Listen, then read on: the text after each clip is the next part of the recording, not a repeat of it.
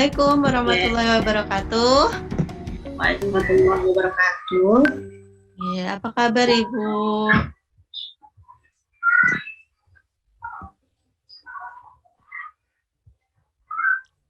Halo Ibu, apa Nggak ada kabar? suaranya? Ya, suara saya jelas? Iya. Ya, apa kabar Ibu?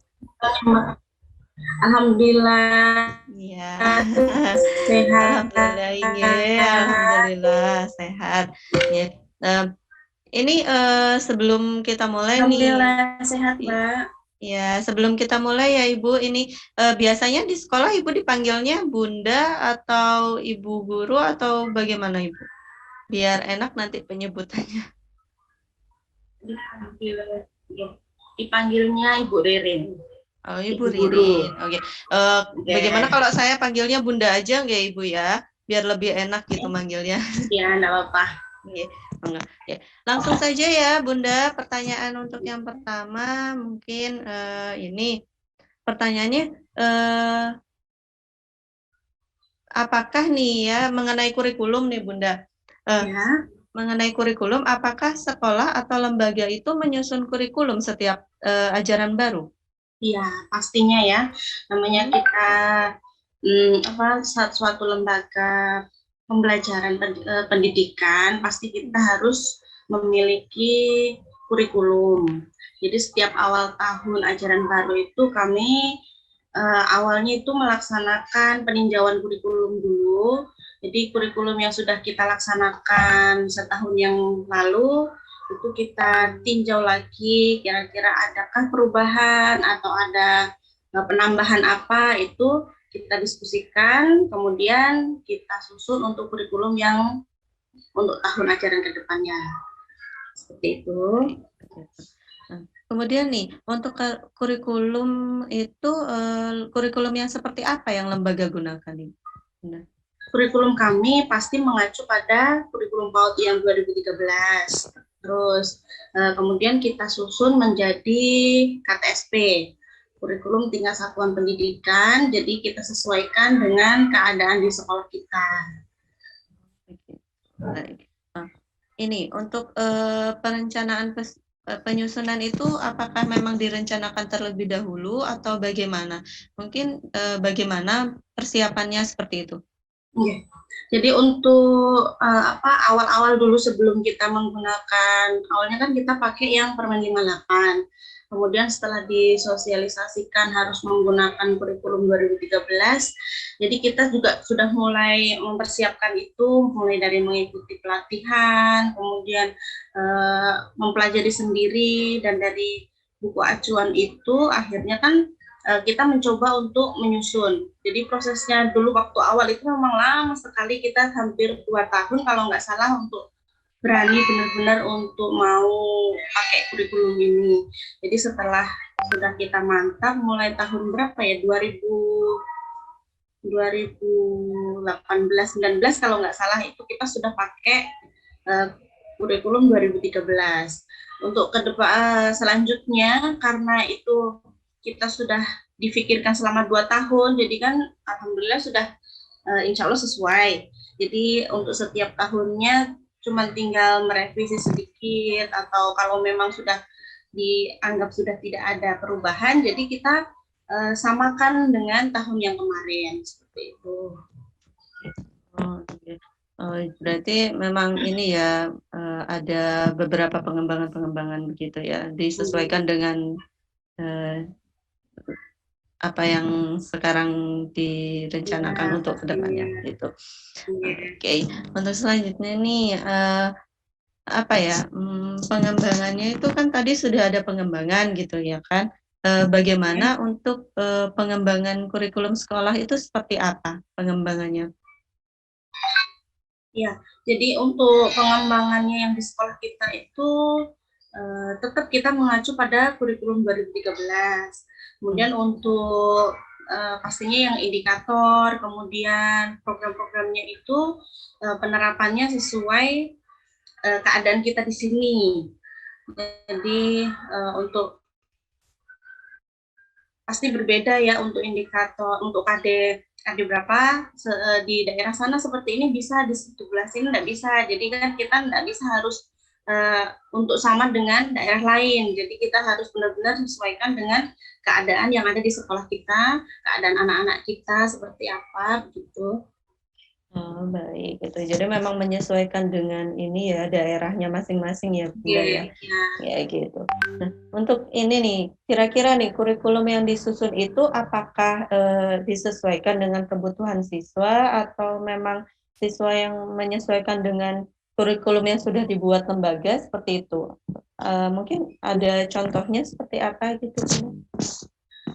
Kalau penyusunan kurikulum itu pasti sesuai dengan kebutuhan anak. Jadi di tempat kami itu kan ada kelompok bermain, ada TKA dan TKB.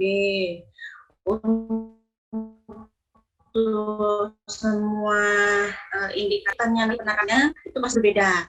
Jadi kalau misalnya satu contoh aja untuk anak usia KB pasti kan tidak mungkin kalau sekali masuk langsung suruh nulis, suruh ini nggak mungkin. Jadi untuk KB itu kegiatannya lebih banyak untuk mengembangkan motoriknya, motorik halus, motorik kasar, kemudian emosinya dan kemandiriannya seperti itu. Terus nanti kalau sudah dari kelompok A sudah pasti karena tapi kan banyak juga yang tidak dari KB, ada yang langsung di TKA.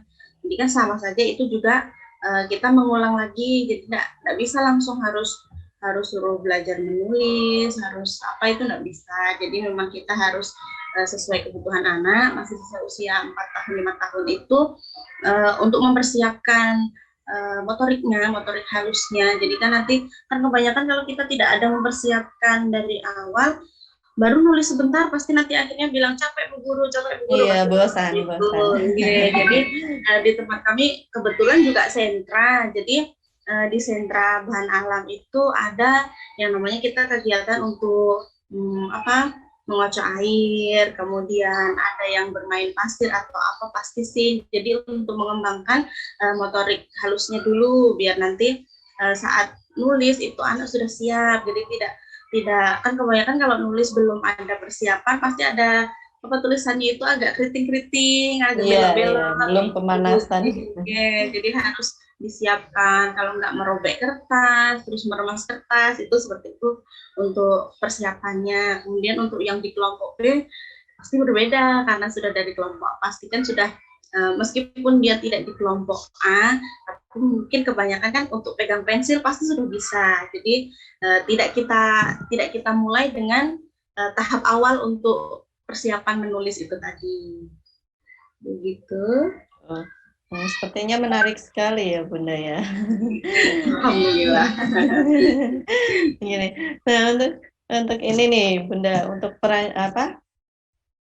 untuk perencanaan kurikulum. Nah, itu apakah perencanaan tersebut melakukan kerjasama dengan pihak lain atau bagaimana, Bunda? Kira-kira jika melakukan kerjasama dengan pihak lain itu dengan siapa saja? Ya, jadi kalau untuk penyusunan kurikulum itu kita susun sendiri untuk di sekolah ya. Jadi kita untuk bekerja sama dengan pihak lain itu setelah kita matang, setelah sudah selesai kurikulum dari sekolah kita itu kita tunjukkan ke pengawas dulu. Nah nanti kan bisa dievaluasi lagi. Nanti kalau misal sudah di ACC benar-benar, baru kita laporkan ke ULWK setempat, terus nanti dibawa ke dinas, disahkan sama kepala bidangnya, kasih PAUD. Gitu. Jadi di KTSP itu di depan di sampul depan, setelah sampul itu kan pasti ada lembar pengesahannya, jadi sudah diketahui oleh dinas pendidikan. Gitu. Jadi tidak langsung membuat kurikulum kemudian langsung diaplikasikan kepada peserta didik ya Bunda ya. Jadi masih ada seleksi. Belum sebenarnya. Jadi masih melalui proses dulu.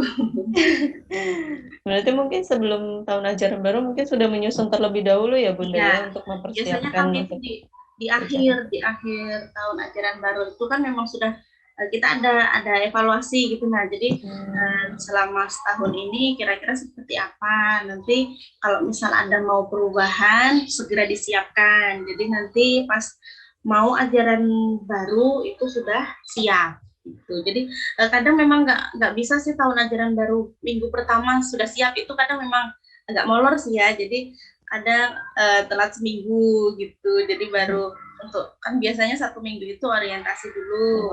Iya, Jadi iya. untuk minggu selanjutnya baru kita mulai untuk membahas yang sesuai temanya. Ya, baik. Kira-kira nih, sudah berapa lama lembaga KBTK pembina ini melaksanakan kurikulum dengan pengembangan tersebut? Berapa kalau nggak salah itu 2018 19, Insya Allah itu. Sudah sekitar Itu sudah menggunakan ya. Kalau dulu sih memang sudah KTSP, cuman kan masih mengacu pada yang Permen 58. Ya. Sepertinya menarik sekali semakin menarik ini perbincangan kita.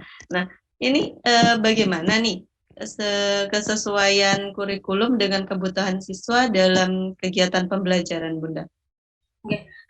Untuk kesesuaiannya, alhamdulillah sih selama ini sesuai aja. Jadi memang ada beberapa, pasti kan ada beberapa kendala yang kadang anak-anak itu kan tidak sama. Ada yang ini sudah yang seperti ini, satu anak bisa, anak lainnya tidak bisa gitu. Jadi kita lebih membuat kegiatan itu yang kira-kira bisa anak yang belum bisa itu tadi bisa melaksanakan yang sesuai targetnya kita gitu. Jadi tujuan dari pengembangannya itu. Terkait evaluasi nih, Bunda. Ya. Bagaimana sih evaluasi yang dilakukan lembaga mengenai kurikulum yang dilaksanakan? Kalau evaluasi kurikulum di sini itu, jadi setiap akhir semester, misalnya semester 1 sudah selesai, kemudian kita itu ada di tempat kami itu ada koordinator ya. Jadi di KB ada satu koordinator, TKA, TKB juga ada. Jadi koordinator itu bertugas untuk membuat catatan kecil. Jadi misalnya dalam satu semester ini kira-kira apa sih yang kendala yang kita hadapi, kemudian kegiatan mana atau indikator mana yang kira-kira ini kayaknya terlalu sulit, ini anak nggak bisa gitu. Jadi kita bikin catatan kecil, kemudian kita laporkan ke kepala sekolah untuk pas akhir semester. Jadi itu nanti tidak langsung dirubah sih, cuman kan memang sudah ada catatan itu, jadi nanti kita pertimbangkan lagi nanti untuk pas peninjauan kurikulum di akhir tahun ajaran. Begitu. Nah, untuk tindak lanjut dari pelaksanaan evaluasi kurikulum itu seperti apa atau bagaimana mungkin? Setelah kita evaluasi seperti itu sudah tahu, jadi misalnya memang ada kekurangan kita tambahi untuk tahun depannya. Jadi setelah direvisi pasti harus diperbaiki. Jadi untuk diperbaikannya itu tidak bisa kalau misalnya semester 1 sudah ada kekurangan seperti ini, nanti semester 2 kalau bisa tidak ada kekurangan seperti ini juga gitu. Cuman kan karena pasti berbeda, jadi yang semester 1 ini nanti diperbaiki untuk yang tahun depan, di semester depan nanti. Jadi tidak jangan sampai seperti itu lagi, tapi di tahun depannya kalau diulangi di semester 2-nya kan rasanya kurang, pasti berbeda gitu lah, jadi nggak bisa kita samakan gitu. Pasti selalu ada pembaruan ya setiap tahunnya ya Bunda ya? Ada insya Allah, cuman nggak terlalu banyak sih kalau perubahan itu. Nah, terkait pengembangan program nih Bunda. Nah, ini pertanyaannya ini sebelum mengajar itu Bunda itu apakah mempersiapkan program tahunan seperti PROSEM, RPP, atau RPPH seperti itu? Jadi untuk awal tahun ajaran baru itu program semester sama mingguan itu sudah jadi selama 1 semester. Jadi untuk RPPH itu kan dibikin oleh guru sesuai sentra masing-masing.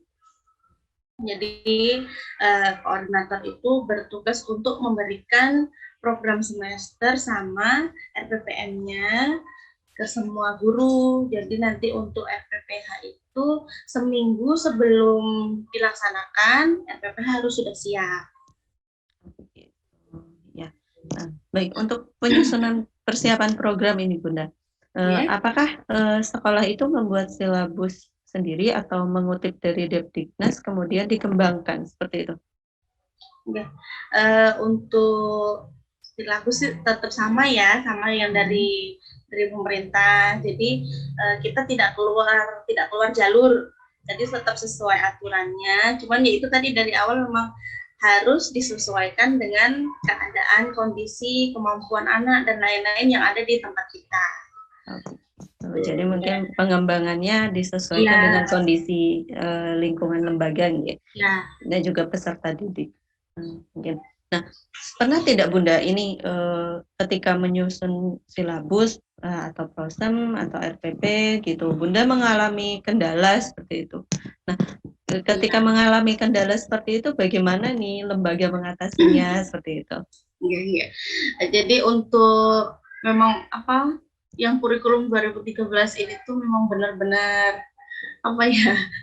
susah-susah gampang. Agak repot ya Bunda. Ya, soalnya kan di kurikulum itu cuma ada KD kompetensi dasarnya. Cuman kan kalau kita mau bikin kegiatan kan harus ada indikatornya. Nah, untuk penyesuaian antara KD dan indikator ini kemarin itu memang kita itu susah sekali menyamakan gitu. Jadi indikator ini bisa masuk ke KD yang ini gitu. Nanti tiba-tiba ada yang kedouble. Jadi bisa masuk di sini, bisa masuk juga di KD ini, begitu. Jadi dirubah lagi, kayak gitu. Jadi setelah selesai semua, baru diulangi lagi. Kalau ada yang sama, kita hapus lagi, kita lihat lagi kira-kira lebih masuk yang mana ini indikator, begitu. Jadi kesulitannya itu sih sebenarnya kalau yang kurikulum 2013 ini memang untuk menyusun menentukan indikatornya itu benar-benar harus ekstra. Jadi kami ada yang mengutip dari yang kurikulum dulu, yang Permen 58, kemudian ada juga yang kita browsing. Dulu kan awal-awal masih susah.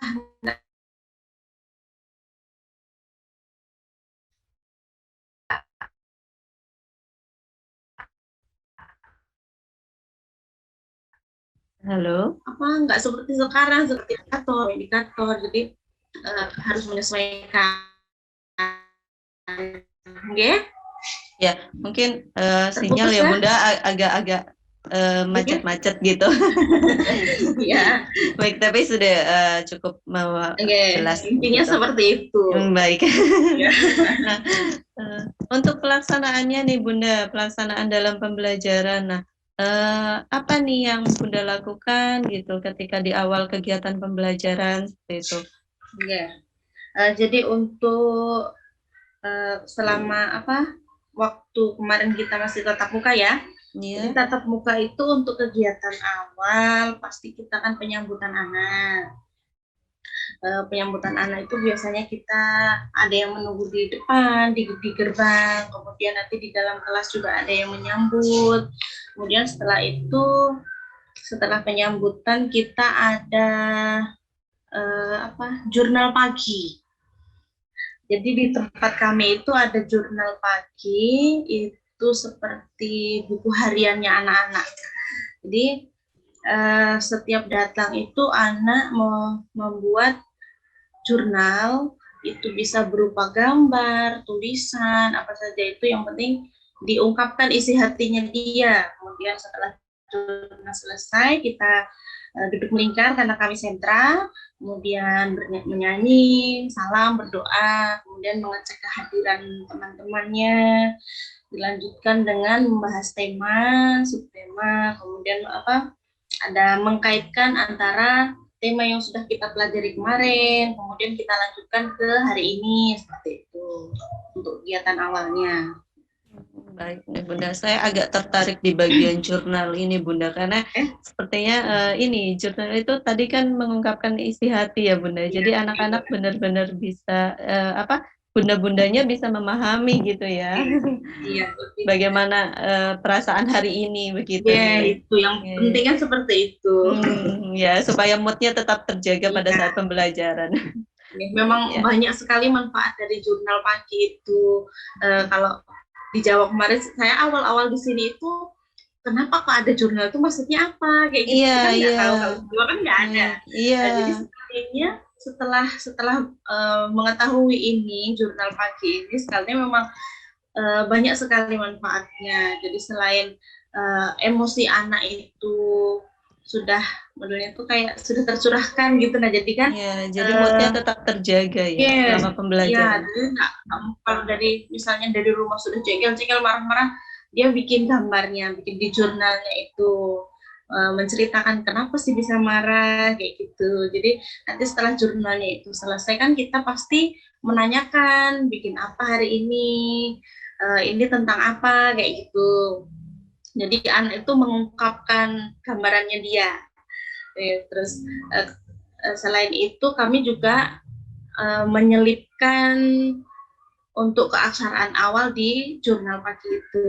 Jadi ditanya bikin apa, misalnya ini bunga. Jadi kita tulis bunga, hurufnya apa saja kita tuliskan, terus kita kenalkan begitu. Jadi selain untuk mencurahkan isi hati anak, kita juga menyisipkan ada materi di dalam gitu ya.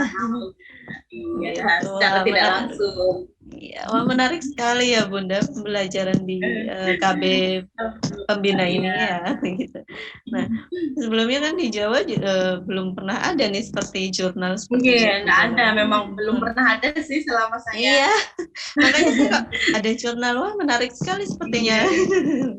Nah, terkait metode nih Bunda. Nah, metode apa yang digunakan dalam pembelajaran nih Bunda? Metode biasa sih yang umum aja yang kita lakukan di sini juga pasti sama di TK-TK yang lain. Jadi ada tanya jawab, demonstrasi, kemudian ada pakai eksperimen juga, praktek langsung, kemudian penugasan itu ada juga.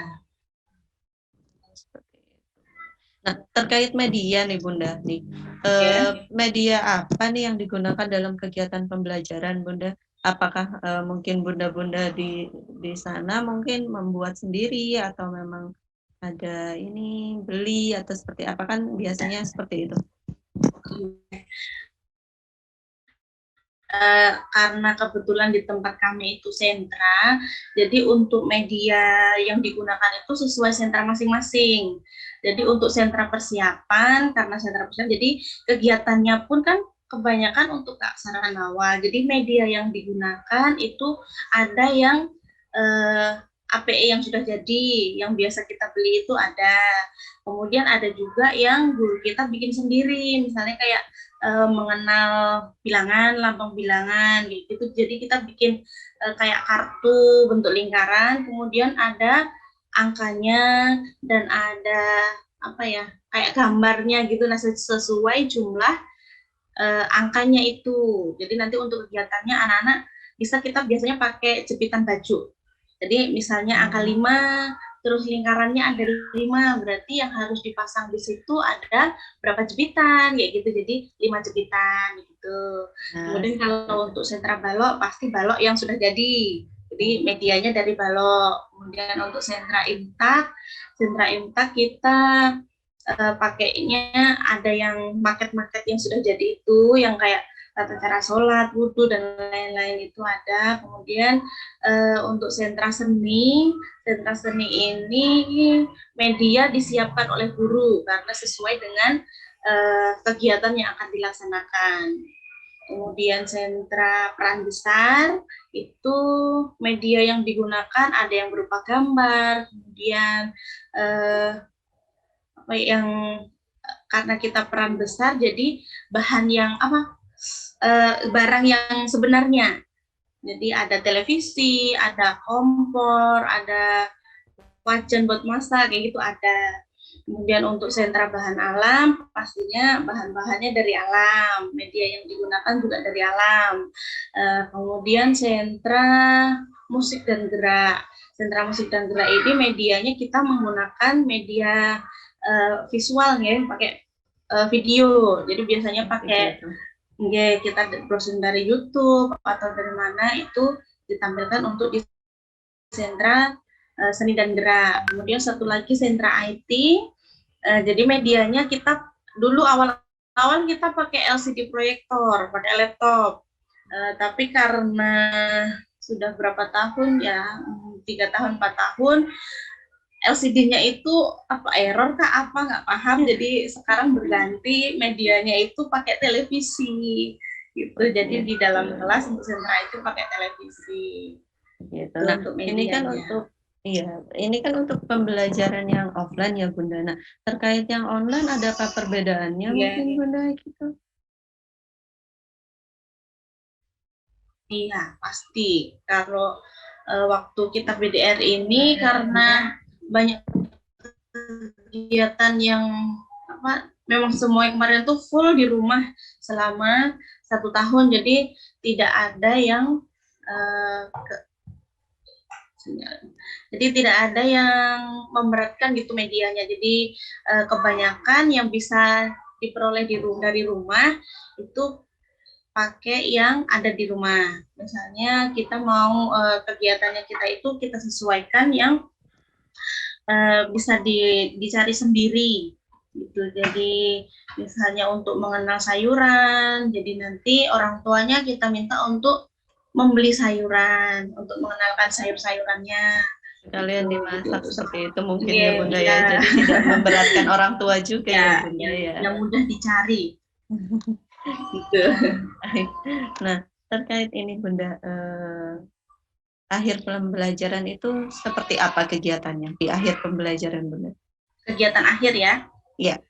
Oke. Kalau kegiatan akhir itu kita recalling, jadi mereview, anak-anak diminta untuk menceritakan kegiatan apa yang sudah dilaksanakan hari ini, itu bergantian, secara bergantian satu-satu.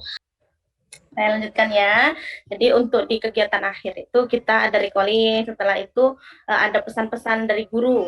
Jadi guru itu menyimpulkan kegiatan hari ini apa, kemudian menyampaikan pesan-pesan untuk kegiatan besok. Setelah itu berdoa, salam, kemudian pulang. Jadi guru mengantarkan anak itu sampai depan pintu gerbang sampai dijemput sama orang tuanya. Itu untuk kegiatan akhirnya. Nah, kalau ini Bunda, apa namanya? Ini kan untuk kegiatan awal sampai akhir pada saat pembelajaran offline gitu. Nah, untuk pembelajaran online seperti yang sudah kita ketahui dengan kondisi sekarang itu seperti apa Bunda dari awal sampai akhir pembelajaran? Kalau selama online itu kita nggak ada apa tidak selama Zoom gitu itu enggak ya. Jadi untuk Zoom-nya itu kita berapa ya? Sudah akhir-akhir itu kita baru mulai Zoom karena keterbatasan kan semua itu Google Meet itu kan banyak yang nggak paham. Jadi untuk kegiatan selama BDR itu kita share RPPH itu selama 1 minggu sekali. Jadi seminggu sekali kita kasih RPPH untuk 1 minggu ke depan. Jadi itu nanti ke seluangnya orang tua bantu. Jadi mau dikerjakan pagi boleh, siang. Baik. Tetap saja tidak ada batasan. Jadi untuk kegiatannya itu kita tidak ada susunan untuk kegiatan awal, kegiatan inti, kegiatan akhir tidak ada. Begitu. Jadi pemberian tugas selama 1 minggu ya Bunda ya. Jadi tidak ada kegiatan seperti apa-apa seperti itu. Biasanya Ya, kita mungkin cuma mengirimkan video aja sih, jadi video ya model kayak kita mengajar tapi di video gitu. baik. Ya. Nah, ketika online mungkin ya seperti itu tadi ya Bunda ya, menggunakan pemberian tugas selama 1 minggu, dan itu membutuhkan mungkin kerja sama orang tua juga ya Bunda ya. Iya, Sepertinya. pastinya. Nah, untuk terkait penilaian nih Bunda. Nah, model penilaian seperti apakah yang digunakan lembaga nih Bunda? Untuk penilaian itu kita pakainya observasi, kemudian ada pakai catatan anekdot, kemudian ada hasil karya anak. Baik. Nah, apakah pernah menemui hambatan Bunda dalam proses penilaian gitu atau bagaimana itu Bunda? Apa ya, penilaian itu biasanya kan kita kan ada kalau waktu pas normal ya, pas tatap muka dulu, jadi kan kita ada penilaian harian itu yang dari sentra, kemudian ada penilaian mingguan sama bulanan, terus nanti akhirnya kan yang di rapat itu. Jadi kebanyakan kesulitannya kita itu untuk dari harian ke mingguan. Itu kan kita harus menganalisis satu-satu. Jadi anak itu untuk aspek ini bagaimana, untuk indikator ini seperti apa, kira-kira dalam 1 minggu ini memberikan rata-rata gitu. Itu yang biasanya kita harus benar-benar jeli. Itu yang kesulitannya di situ sih. Cuma kan namanya mengingat-ingat satu-satunya kan penilaian memang harus seperti itu. Jadi harus kita lihat lagi yang selama 1 minggu itu apa saja sih anak ini sudah bisa apa gitu. Jadi baru kita rekap ke mingguan. Nanti setelah mingguan baru ke bulanan juga seperti itu lagi. Ribet sekali gitu loh. Jadi harus sambil membayangkan siswanya ya Bunda ya, sepertinya ya. Iya, takutnya kan itu kalau akhirnya ada yang sudah bisa dan kita salah kan jadi nggak enak. Susah hambatannya. Baik. Pasti sepertinya ada aja kendalanya ya Bunda ya. Pasti ada. Nah, untuk ini lembaga ini kapan ya kira-kira lembaga itu melakukan penilaian itu Bunda? Apakah Bunda mengevaluasi setiap akhir pulang sekolah atau dirapelkan 1 minggu sekali, mungkin seperti itu? Untuk penilaiannya itu kan kita menilai anak itu dari datang sampai pulang. Jadi sesuai yang ada di RPPH itu kan ada yang dari awal, dari kegiatan awal itu apa, itu sudah kita nilai. Jadi biasanya kita itu untuk yang masalah untuk yang tidak di sentra ya, karena kalau di sentra kan memang sudah ada formatnya, format penilaiannya. Cuman untuk yang kayak pembiasaan itu biasanya kita harus pintar-pintar apa ya, disiapkanlah kita menulis kah, atau ya paling akurat memang harus menulis. Cuman kan kadang karena anaknya ada yang begini-begini gitu, jadi ingatan, mengandalkan ingatan. Baik, Bunda. Tapi tetap kita harus punya itu sih catatan sih memang. Jadi untuk ini sebelum sehari sebelum itu kan kita harus tahu, oh kita nanti mau dalam sehari nanti kita yang akan dinilai ini tentang ini. Jadi setidaknya saat berdoa itu kan pasti harus kita amati, kita observasi seperti apa anak. Jadi lebih mudah untuk kita menilainya gitu loh. Jadi harus paham dulu mana sih yang mau dinilai hari ini gitu. Baik, Bunda. Jadi memang benar-benar ini ya Bunda, memperhatikan siswa sekali ya Bunda ya, benar-benar dari awal sampai akhir. Gitu. Yeah. Ya alhamdulillah murid kami satu kelompok itu 10, 12, pokoknya tidak lebih dari 15 untuk yang kelompok A. Jadi kan insya Allah masih sanggup aja lah guru untuk mengingat gitu. Jadi untuk meluangkan waktu menulis, oh anak ini seperti ini gitu, insya Allah bisa aja masih. Baik Bunda. Nah sepertinya memang sangat ideal ya jumlah siswa yang tidak terlalu banyak juga mempengaruhi ya Bunda ya untuk bagaimana sistem pembelajaran saja. Memang sangat-sangat mempengaruhi. Kadang kan memang ada beberapa lembaga yang memang satu kelas itu sekian puluh siswa begitu. Jadi mungkin untuk penilaiannya juga pendidiknya atau seperti bunda-bundanya juga agak bingung juga, kesulitan mengingat-ingat siswa-siswanya seperti apa ya.